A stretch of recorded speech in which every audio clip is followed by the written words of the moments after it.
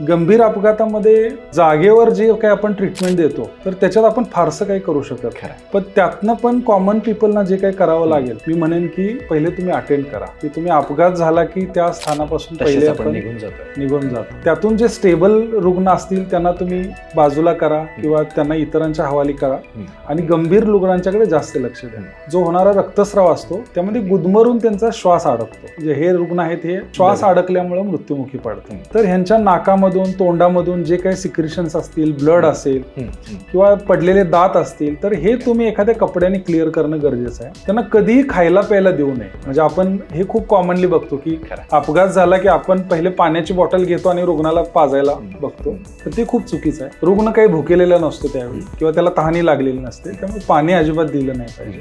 त्याला एखाद्या फर्म सरफेसवर अटेंड करणं गरजेचं आहे. म्हणजे मग मे बी तिथे एखादी फळी असेल किंवा एखादा कपडा असेल, बेडशीट असेल, चादर असेल तर त्या रुग्णाला त्या सरफेसवर घेणं, त्याच्या मज्जारज्जूची, मानेची किंवा डोक्याची फारशी हालचाल न होऊ देणं आणि त्या अवस्थेमध्ये लवकरात लवकर ॲम्ब्युलन्सची सोय करून त्याला टर्शियरी केअर सेंटरला पाठवणं हे खूप गरजेचं असतं.